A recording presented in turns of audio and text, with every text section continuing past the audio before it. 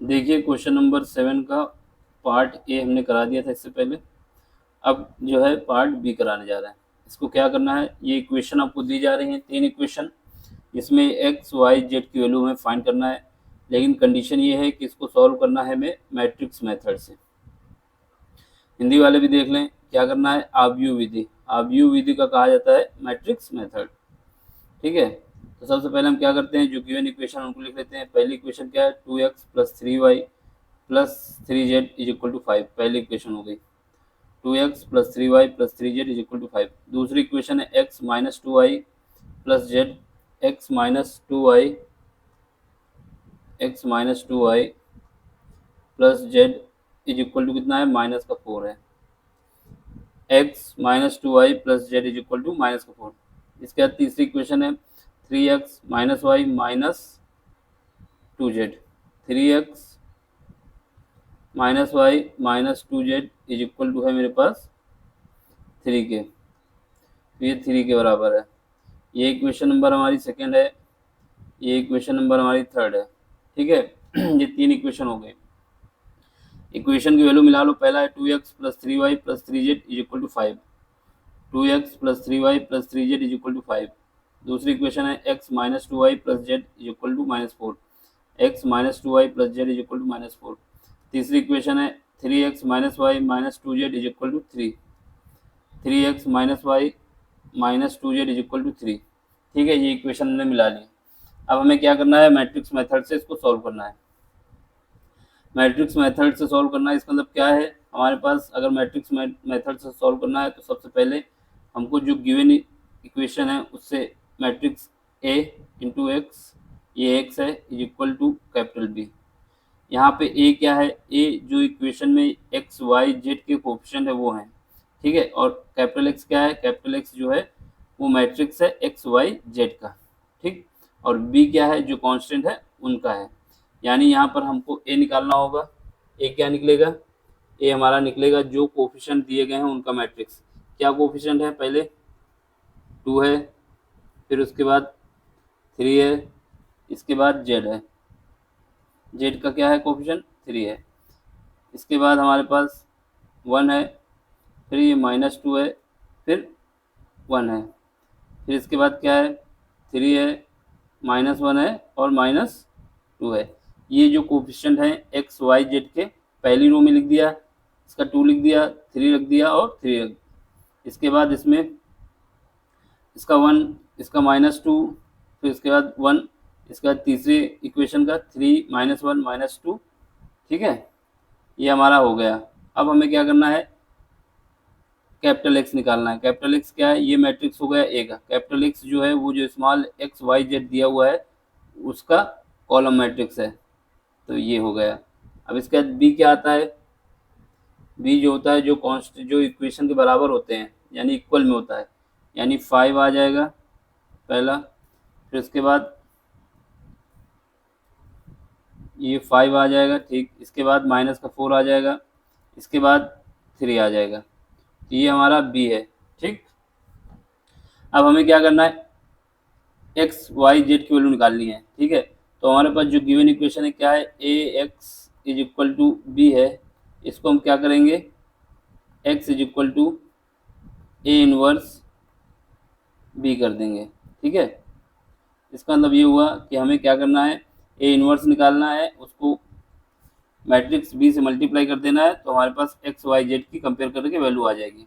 तो A inverse क्या होता है, ए इनवर्स जो होता है हमारा क्या होता है, 1 by determinant of A adjoint of A, ये हमारा डिटर्मिनेंट ऑफ ए इनवर्स होता है। अब इसके बाद बात आती है एडजॉइंट ऑफ ए क्या होता है। एडजॉइंट ऑफ ए जो होता है वो हमारा होता है कोफैक्टर का जो मैट्रिक्स बनता है, कोफैक्टर का जो मैट्रिक्स बनता है उसका ट्रांसपोज होता है। कोफैक्टर का मैट्रिक्स जो बनता है उसका ट्रांसपोज होता है। तो मतलब हमें क्या क्या करना है, सबसे पहले कोफैक्टर का मैट्रिक्स निकालना होगा, फिर उसका ट्रांसपोज करना होगा, वो हमारा एडजॉइंट हो जाएगा। अब बात आती है कि ए इनवर्स एग्जिस्ट करता है कि नहीं, ये डिपेंड किस पे करता है। अगर हमारे मैट्रिक्स ए की वैल्यू जो है 0 नहीं आती, determinant of A does not equal to 0, determinant of A does not equal to 0, तब हमारा ए इनवर्स एग्जिस्ट करेगा, तब देन ए इनवर्स एग्जिस्ट। अगर ये हमारा 0 आ जाता है तो फिर ए इनवर्स एग्जिस्ट नहीं करेगा। ठीक है, इसको एग्जिस्ट करने के लिए डिटर्मिनेंट की ए की वैल्यू 0 नहीं आनी चाहिए। इतना सारा काम हमें करना है। ठीक, तो सबसे पहले हम क्या करते हैं, सबसे पहले ए डिटर्मिनेंट ऑफ ए निकालते हैं। क्या निकालते हैं, determinant of A, determinant of A निकालेंगे। ठीक, तो इसका मतलब क्या है, ए का डिटर्मिनेंट मतलब ऐसे लिखा जाएगा, जो मैट्रिक्स फॉर्म में दिया था ए हमारा ये है, इसको लिख दो 2 3 3 1 -2 1, यहाँ से 3, यहाँ से -1, यहाँ से -2। अब हमें क्या करना है, डिटर्मिनेंट को सॉल्व करना है। पहले सॉल्व करते हैं, 2 के रिस्पेक्ट में निकालेंगे वैल्यू पहले, तो 2 के रिस्पेक्ट में निकालेंगे तो क्या आएगा, 2 बाहर आ जाएगा, अंदर क्या बचेगा, इसके कॉलम और रो को छोड़ दिया जाए तो -2 का मल्टीप्लाई -2 से होगा तो कितना आ जाएगा, 4 आ जाएगा। -1 का मल्टीप्लाई 1 से होगा, लेकिन जब उल्टा जाते हैं तो क्या आता है, निगेटिव आता है, तो ये निगेटिव प्लस कर देगा तो 1 आ जाएगा।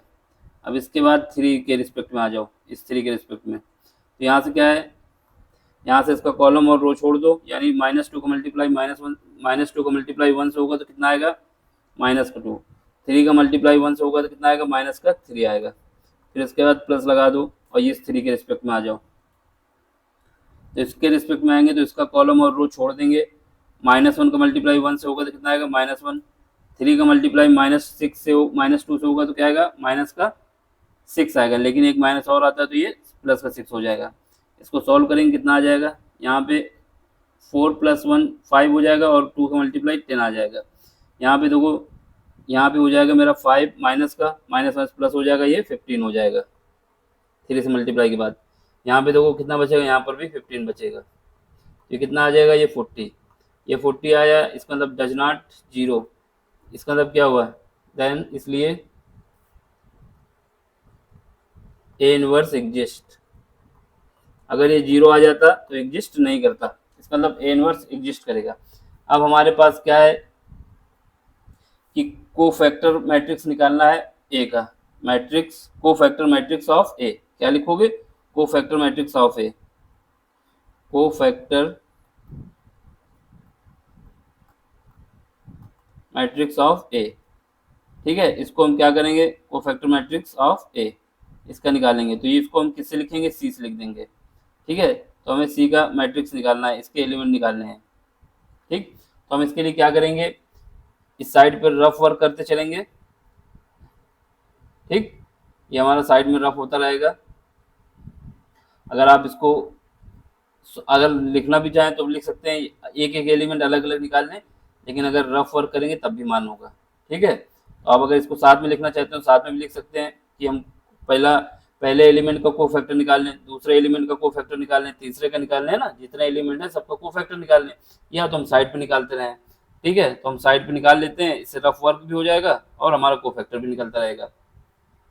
तो सबसे पहले हमें कोफैक्टर किसका निकालना है, सबसे पहले हमें कोफैक्टर निकालना है 2 का। ठीक है, इस 2 का कोफैक्टर निकालना है, तो इसके लिए क्या करेंगे, इसके लिए क्या करेंगे, हमारे पास कोफैक्टर निकालना है, इसको मान लेंगे M11। M11 का मतलब है कि पहली रो पहला कॉलम, तो M11 आता है तो -1 की पावर कितना आ जाएगा, -1 की पावर i + j होता है कोफैक्टर निकालने में, तो ये कितना आ जाएगा, 1 + 1 कितना हो जाएगा, 2 हो जाएगा। इसके बाद जिसका हमें कोफैक्टर निकालना होता है उसकी रो और कॉलम को छोड़ दिया जाता है, तो क्या बचेगा, ये बचेगा -2 और 1, यहाँ पे क्या बचेगा, -1 और -2। इसको सॉल्व कर लेंगे, कितना आ जाएगा, ये आ जाएगा मेरा, मल्टीप्लाई करने के पास 4 आ जाएगा, यहाँ पे 1 आ जाएगा, तो ये आ जाएगा हमारे पास 5। तो पहला एलिमेंट कितना आ गया, इसका कोफैक्टर का 5 आ गया। अब इसका दूसरा एलिमेंट निकालो, जिसको क्या कहा जाएगा, M12। M12 का मतलब है कि पहली रो है दूसरा कॉलम है, तो यानी इसका ये निकालना है इसका। ठीक है, तो अब इसका निकाल रहे हैं हम, जिसको सर्किल बना रहे हैं, इसका कोफैक्टर निकालना है। ठीक, तो इसके निकालने के लिए क्या करेंगे, यहाँ पर i की वैल्यू कितनी हो जाएगी 1 और j की वैल्यू हो जाएगी मेरे पास 2, तो क्योंकि सेकंड कॉलम हो गया ना, तो यहाँ पे पावर कितनी आ जाएगी, i+1, यानी i की वैल्यू 1 है, j की वैल्यू 2 है, 3 हो जाएगा, यानी पावर कितना होगा, -1 की पावर 3। ठीक, क्योंकि हमारे पास जो फार्मूला होता है MIJ निकालने का, मान लो तो ये होता है -1 की पावर i+j।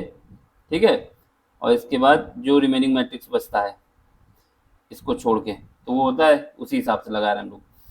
बाकी प्रैक्टिस हो जाएगी तो ये बार बार लिखने की जरूरत नहीं, सीधा आप लिख सकते हैं। यहाँ पे क्या है, यहाँ पे आ जाओगे 3, 3 के रिस्पेक्ट में लेना है, यानी इसकी रो और कॉलम को छोड़ देना है, तो क्या बचेगा 1 और 1, यहाँ पे 3 और -2। इसको सॉल्व करेंगे कितना आएगा, -2 और यहाँ पे -3, ये कितना आ जाएगा, -5। इसका मतलब हुआ कि ये आ गया मेरा -5 आ गया। ठीक है, अब क्या निकालना है, अब निकालना है हमको 1m13। तो यहाँ -1 की पावर कितना हो जाएगा, देखो इन्हीं के हिसाब से रख दिया करो, इनको एडिशन करो, कितना है 1 + 3 कितना आ जाएगा, 4 आ जाएगा। ठीक है, क्योंकि यहाँ पे i की वैल्यू 1 है, j की वैल्यू 3 है, बस 4 हो गया। अब क्या करना है, इसके ये वाले एलिमेंट का है, तो इसके रिस्पेक्ट में जो है रो और कॉलम को छोड़ देना, बाकी ले लेना है। क्या बचेगा 1 -2 3 -1। ठीक है, इसको सॉल्व कर लो, कितना आ जाएगा, -1 -1 प्लस हो जाएगा 6, ये आ जाएगा मेरे पास 5। तो यहाँ से कितना आ गया, ये 5 आ गया। ठीक है, तो ये हमारा पहला रो का काम खत्म हो गया। अब सेकंड रो पे आ जाओ, तो इसके लिए सेकंड कलर ले लेते हैं। यहाँ पे आओ, यहाँ से क्या करेंगे, M21 का मतलब सेकंड रो पे पहुंच चुके हैं, यानी इस पे आ चुके हैं, ये वाले पे M21। तो यहाँ पे क्या आएगा, -1 की पावर कितना हो जाएगा, 2 + 1 कितना हो जाएगा, 3। यहाँ पे क्या बचेगा, इसकी रो और कॉलम को छोड़ दिया जाए, कितना बचेगा, 3 3 3 और 3, क्या बचेगा नीचे, -1 और -2। इसको सॉल्व करें, कितना आएगा, -6 + 3, यहाँ से आ जाएगा -3 आ जाएगा। ठीक है, तो ये आ जाएगा आपका -3। अब इसके बाद देखो, इस पे आ जाओ, इस पे आ जाओ, यहाँ पे क्या आएगा, M22। ठीक है, यहाँ पे क्या आएगा, -1 की पावर कितना आ जाएगा, 4 आ जाएगा। चलो M22 आ जाएगा, क्या है, इसकी रो और कॉलम को छोड़ दो, इसकी और रो और कॉलम को छोड़ो, कितना बचेगा, यहाँ पे बचेगा 3, सॉरी 3 और रो हट जाए, इसकी रो और कॉलम को छोड़ेंगे 2 3 3 -2, 2 3 3 और -2, ये बचेगा। इसको सॉल्व करो, कितना आएगा, यहाँ से 4 आ जाएगा। ठीक है,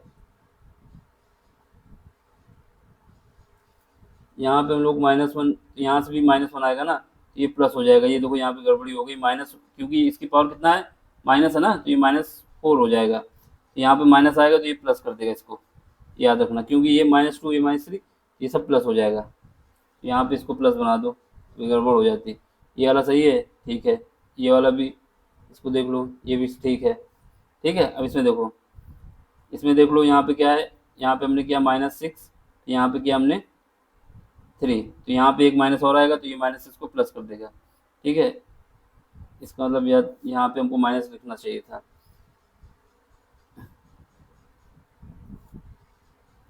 ये माइनस आगे आ जाएगा तो ये प्लस इसको बना देगा और ये माइनस बन जाएगा, तो यहाँ से प्लस का 3 बचेगा। यहाँ पर देख लो, यहाँ पे -4, यहाँ पे माइनस का कितना आ जाएगा, यहाँ पे माइनस का आ जाएगा 9, कितना बचेगा, -13। ठीक है, देखते हुए चलो, गड़बड़ हो जाएगा तो फिर फंस जाएंगे। इसका हो गया मेरा, यहाँ पे इसका एलिमेंट निकल आया, कितना आ गया, -13। देख लो एक बार फिर से ऊपर, यहाँ पे -1 था, ठीक है, तो यहाँ पे प्लस कर दो इसको। ठीक, क्योंकि यहाँ पे क्या है, -1 आएगा ना, -1 की पावर 3 है तो -1 आएगा। अब इसके बाद क्या है, अब हमारे पास निकालना है M23 मतलब इसका निकालना है, तो क्या है, इसकी रो और कॉलम को हटाएंगे तो क्या बचेगा, इसकी रो और कॉलम को हटाएंगे तो बचेगा 2 3 3 -1। तो यहाँ पे क्या बचेगा, पहले तो -1 की पावर कितना आ जाएगा, 5, फिर क्या बचेगा 2 3, इसको हटा दिए, 2 3 3 -1, 2 3 3 -1। एक बार और चेक कर लो, इसको हटाने के बाद इसके रिस्पेक्ट में कॉलम और इसको हटा देंगे, 2 3 3 -1, ठीक है। इसको सॉल्व करो तो माइनस यहाँ से आ जाएगा एक, तो माइनस यहाँ से आ गया, ठीक है। इसके बाद क्या है, इसको मल्टीप्लाई करोगे कितना आएगा, माइनस का 2 आएगा, इसको मल्टीप्लाई करोगे इस तो माइनस का 9 आएगा। तो सब इसको ऐड करो कितना आ जाएगा, 11। 11 का मल्टीप्लाई होगा 1 से कितना आ जाएगा, 11 का मल्टीप्लाई -1 से होगा, -11 है तो कितना आ जाएगा, 11 आ जाएगा। यहाँ पे 11 आ गया, ठीक है, ये 11 आ गया, ठीक। अब हमें क्या करना है, अगला निकालना है। अब अगला निकालने के लिए ये कलर ले लेते हैं। अब निकालना है हमको M31। M31 पे आ जाओ। M31 का मतलब है इसका एलिमेंट निकालना है, ठीक है। इसका निकालना है तो इसकी रो और कॉलम हटा देंगे, कितना बचेगा, 3 3 2 -2 1, 3 3 -2 1, ठीक है। यहाँ पे -1 की पावर कितना हो जाएगा, 4 हो जाएगा, क्योंकि 3 + 1 4 हो जाएगा। यहाँ पे क्या बचेगा, यहाँ का जो बचेगा मेरे पास, ये हटा 3 3 -2 1, 3 3 -2 1, 3 3 -2 1, ठीक है। अब इसको सॉल्व करो, जब इसको सॉल्व करेंगे -1 की पावर 4 है तो कितना आएगा, प्लस का आएगा, ठीक है। इसका मल्टीप्लाई करो, ये 3 आ जाएगा, यहाँ से मेरे पास प्लस का 6 आ जाएगा, तो ये आ जाएगा 10, यहाँ का एलिमेंट आ जाएगा 10। अब इसके बाद अगला एलिमेंट आ जाओ, यहाँ का कोफैक्टर निकाल लो। यहाँ का जब कोफैक्टर निकालोगे क्या है, इसका रो और कॉलम हटा देना है, क्या बचा, 2 3 1 1, 2 3 1 1, ठीक है, 2 3 1 1। यहाँ पे हमारे पास क्या आएगा, M32 का मतलब है कि -1 पर कितना आ जाएगा, 5। यहाँ पे क्या बचा है देख लो एक बार फिर से, जब इसको करेंगे कितना बचेगा, ये इसके लिए निकालना है तो इसका ये हट जाएगा और ये हट जाएगा, 2 3 1 1, 2 3 1 1, 2 3 1 1। सॉल्व कर लो, इसको सॉल्व करेंगे, -1 की पावर 1 5 है तो 1 माइनस का 1 आ जाएगा, इसका मल्टीप्लाई करोगे -2 -3, तो मल्टीप्लाई माइनस माइनस प्लस कर देगा, 5 आ जाएगा। ये एलिमेंट मेरा कितना आ जाएगा, 5 आ जाएगा, ठीक है। अब अगला लास्ट एलिमेंट है कोफैक्टर का, इसका निकालना है। इसका रो और कॉलम हटा दो, ये हटाओगे तो क्या बचेगा, 2 3 -1, 2 3 1 -2। यहाँ से हमारे पास किसका निकलेगा, M33 मतलब -1 की पावर 6। ये क्या बचा देख लो, यहाँ पे बचा मेरे पास 2 3 1 -2, 2 3 1 -2। एक बार मैच करा लो, 2 3 -1 -2, ठीक है। इसको सॉल्व करो कितना आ जाएगा, इसको सॉल्व करने के बाद हमारे पास आएगा -4 -3 आ जाएगा, -7, ठीक है। यहाँ पर यहाँ का एलिमेंट आ गया -7, ठीक। एक बार इसको मैच कर लो, क्योंकि कोफैक्टर का मैट्रिक्स खराब हो जाएगा, मतलब गलत हो जाएगा, तो फिर उसके बाद पूरा ही क्वेश्चन गलत हो जाएगा। तो कोफैक्टर का मैट्रिक्स का पहला एलिमेंट चेक करो, फिर उसका दूसरा चेक करो, फिर तीसरा चेक करो, सारे चेक करने हमको, ठीक है। पहला एलिमेंट चेक करते हैं, पहला एलिमेंट क्या आया, माइनस का 5 आया, सॉरी प्लस का 5 आया कोफैक्टर का मैट्रिक्स का, ठीक है। तो कोफैक्टर का मैट्रिक्स का पहला एलिमेंट कितना आया, 5 आया। फिर उसके बाद दूसरा देखो, दूसरा भी 5 आया, ये भी सही है। तीसरा देखो 5 आया, ये भी सही है। इसके बाद ये वाला एलिमेंट 3 आना चाहिए, 3 आया। ये -13 आना चाहिए, ये भी ठीक है। ये मेरा 11 आ रहा है ना, ये हमारा 11 आ रहा है, इसको चेक करो। 11 वाला कहाँ है, ये वाला एलिमेंट, 11 वाला कौन सा एलिमेंट है, ये 1 के लिए, 1 के लिए हमको चेक करना है फिर से, क्योंकि यहाँ पे गड़बड़ी लग रही है। इसका मतलब हुआ कि ये वाला एलिमेंट चेक करना है, ठीक है। इसको देखो, यहाँ पे क्या -1 की पावर कितना आ गया, 5 आ गया, ठीक है। यहाँ पे 2, इसका एलिमेंट देख लो क्या क्या आएगा, 2 3 3 -1। इसके लिए क्या है, ये हटाएगा और ये हटेगा, 2 3 3 -1, 2 3 3 -1, ठीक तो है। यहाँ पे 2 3 3 -1, इसका मतलब ये 11 ठीक है, गलत नहीं है, ठीक है, ये 11 ठीक है। इसके बाद देखो यहाँ पे 10 आना चाहिए, कौन सा 10 आना चाहिए, इसमें यहाँ पे 9 आ रहा है, इसमें इसको देख लो ज़रा, ये अलग गलत हमको लगता है, इसको चेक करना है ना, ये वाले को। यहाँ पे 10, ये क्या है, यहाँ पर कौन सा रो है, यहाँ पर रो थर्ड है, कॉलम पहला है, M31 कहाँ पे है, M31 यहाँ पे, देखो इसको, इसको देखो कितना आएगा, यहाँ पे मल्टीप्लाई करोगे देखो यहाँ पे 3 प्लस कितना होता है 6, हमने 10 लिख दिया, 9 हो, जबकि 9 होता है यहाँ पे ना, 3 प्लस 6 9 होता है ना, ये 9 हो जाएगा, यही गड़बड़ था यहाँ पे, इसको सही करो, इसको 9 करो भैया, 9, ये 9 हो जाएगा, ठीक है, तो ये हमारा 9 हो जाएगा, ठीक। इसके बाद देखो 5 आना चाहिए, इसके बाद कितना आना चाहिए, 9, 5 आना चाहिए, यहाँ पे 1 आ रहा है, इसका मतलब ये भी गलत है। फिर इसको चेक करो, ये कितना है, यहाँ पे कितना है, यहाँ पे देखो -1 तो आ जाएगा, ठीक है, 1 का मल्टीप्लाई इससे होगा, ठीक, 2 आएगा, यहाँ पे प्लस का 2 आएगा तो माइनस हमने लगा दिया, ये गलत, ठीक। फिर उसके बाद यहाँ इससे मल्टीप्लाई होगा तो कितना बचेगा, 1 बचेगा, इसी वजह से हमने चेक किया था कि कहीं गड़बड़ी ना हो।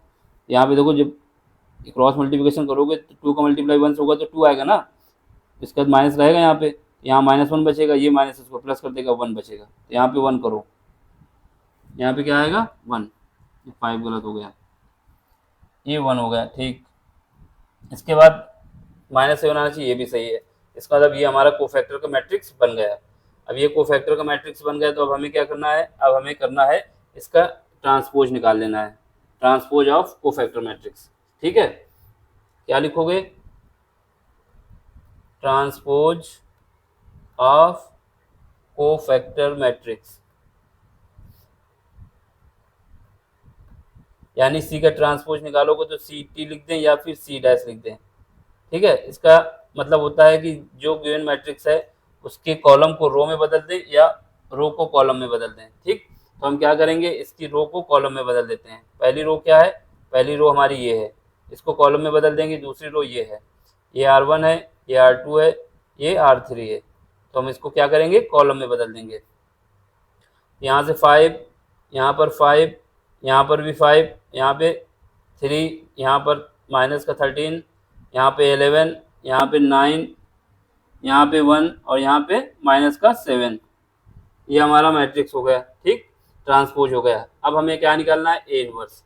ए इनवर्स क्या आ जाएगा, A inverse is equal to 1 by, ये हमारा जो ट्रांसपोज निकला है यही हमारा एडजॉइंट हो गया है, एडजॉइंट ऑफ ए हो गया है, ठीक है, डिटरमिनेंट ऑफ ए और एडजॉइंट ऑफ ए। अब इसमें वैल्यू पुट करके निकाल लेते हैं ए इनवर्स। तो यहाँ से ए इनवर्स, ये हमारा पूरा रफ वर्क मान ले या फिर इसको साइड में दिखा दें तब भी चलेगा। ए इनवर्स, यहाँ पर हमारे डिटरमिनेंट की वैल्यू कितनी आई थी, 40 आई थी, ठीक है, ये वैल्यू कितनी है, यहाँ पर 5 5 5, ये 3 माइनस का 13 11 और 9 1 माइनस का 7, ये हमारा ये आ गया, ठीक है, सारी वैल्यू निकल आई है, ए इनवर्स निकल आया, ठीक। अब इसके बाद क्या करना है, ये क्वेश्चन नंबर 1 मान लेते हैं, इसमें पुट कर दें, ये क्वेश्चन नंबर 4 मान लो क्योंकि वहाँ पर 1 2 3 मान चुके हैं, इसमें पुट कर देंगे, ठीक है। फ्रॉम इक्वेशन 4, इक्वेशन 4 में क्या है हमारे पास, capital X is equal to है ए इनवर्स और कैपिटल बी। अब हमारे पास कैपिटल एक्स की वैल्यू क्या है, कैपिटल एक्स की वैल्यू है स्मॉल एक्स वाई और जेड।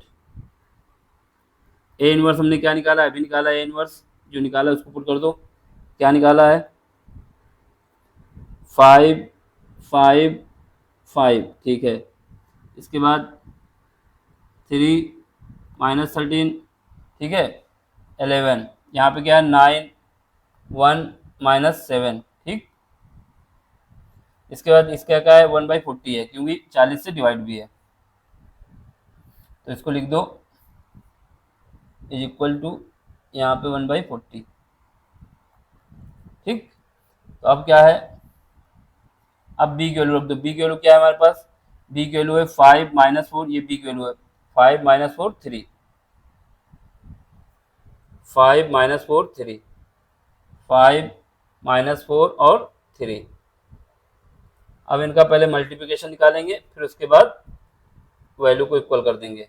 ठीक है, इसको थोड़ा बड़ा लिख देते हैं। यहाँ पे क्या आएगा, यहाँ पे इक्वल, यहाँ पे 40 से डिवाइड होगा, ये आ जाएगा मेरा कैपिटल स्मॉल एक्स वाई और जेड। ठीक, अब हमें क्या करना है, दोनों का पहले मल्टीप्लाई करना है, फिर उसके बाद लिख देना है। तो इनका मल्टीप्लिकेशन करते हैं, 40 को बाहर ही रखते हैं अभी, जैसा है वैसे ही। तो क्या है, जब दो मैट्रिक्स का मल्टीप्लाई होता है तो देखा जाता है पहली मैट्रिक्स का कॉलम, पहली मैट्रिक्स का रो दूसरी मैट्रिक्स के, सॉरी, पहली मैट्रिक्स का कॉलम दूसरी मैट्रिक्स के रो के बराबर होना चाहिए। ये इसका ऑर्डर क्या है, 3x1 है, और इसका ऑर्डर क्या है, 3x3 है।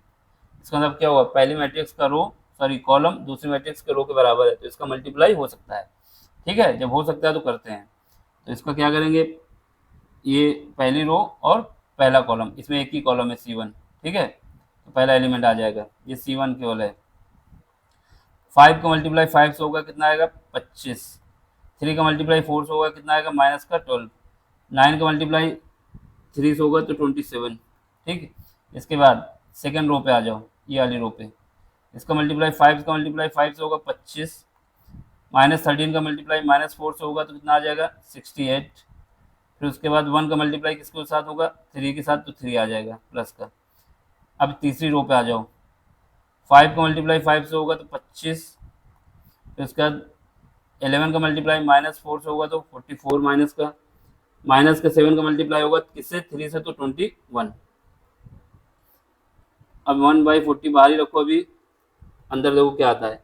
25 में 12 गए, बचे 13, 13 में 40, 27 ऐड हो गए, 40 बचा यहाँ पे।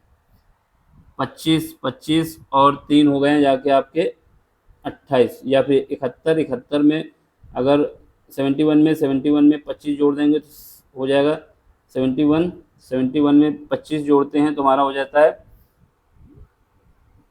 95 हो जाएगा। 71 तो 25, ये हो जाएगा 96 हो जाएगा। तो ये हमारा 96 हो जाएगा। ठीक है, देख लेना एक बार, 25, 71, 6, हाँ ठीक है, 96 हो जाएगा। ठीक, अब इसके बाद क्या है, इसको देखो, यहाँ से हमारे पास 25 है, यहाँ से 4 बचे, 4 इससे हट जाएंगे तो ये 40 बचेगा, ये भी माइनस का। ठीक, इसको हम सॉल्व कर लेते हैं। जब सॉल्व करेंगे कितना आएगा, सॉल्व करने के बाद यहाँ पे हमारा इसको जरा देख लो एक बार, इसमें गड़बड़ी लग रही कहीं पे। ये कितना है, 5 का मल्टीप्लाई होगा किसके साथ, 25 के साथ, तो 25 आएगा। 13 का मल्टीप्लाई होगा, 13 का 13 चौको 68 होता है, माइनस माइनस प्लस हो जाएगा। ठीक है, 1 का मल्टीप्लाई 3 से होगा, कितना आ जाएगा, 1 का मल्टीप्लाई 3 से होगा तो कितना आ जाएगा, अच्छा 13 चौको 52 होता है, यहाँ पे गड़बड़ी हो गई। 13 चौको 68 कहाँ होता है, ये 52 होता है ना, 13 चौको 52 होता है, 52। ठीक, यहाँ पे ऐड करो इसका। ठीक, यहाँ पे ऐड करो, कितना आएगा, ये आ जाएगा मेरा 80 आ जाएगा, ये गड़बड़ी हो गई थी। ठीक, अब इसको हमें क्या करना है, 40 से मल्टीप्लाई कर देना है, तो अंदर क्या बचेगा, 1, यहाँ 2 और यहाँ -1। ठीक है, यही हमारा x y z के बराबर हो जाएगा। ये हमारा क्या हो जाएगा, x y और z इसके बराबर हो गया 1, 2, -1। तो यहाँ से हमारे पास क्या आ जाएगा, x की वैल्यू आ जाएगी, कंपेयर करने के बाद 1, y की वैल्यू आ जाएगी 2 और z की वैल्यू कितनी आ जाएगी, -1। यही प्रोसेस है, इसी से हमें सॉल्व करना है, यही हमारा आंसर है। ठीक है, समझ में आया तो लाइक भी करना है, शेयर भी करना है और सब्सक्राइब भी करना है। Thank you for watching.